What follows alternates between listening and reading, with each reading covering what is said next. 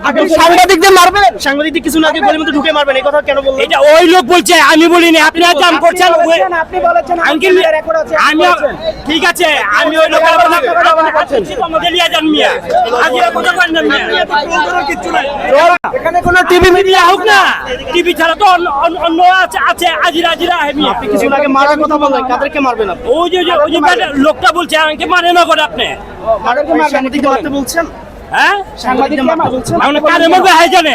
আপনি ওই- বললেন কেন? আরে ওই আমারে কইছে আরে তোর মিয়া কথা হনে ওই আমারে কইছে, আমি ওর উত্তর দিলাম আপনি আমার মানে গলির মধ্যে ঢুকে মারো, হ্যাঁ। কেন বলছেন?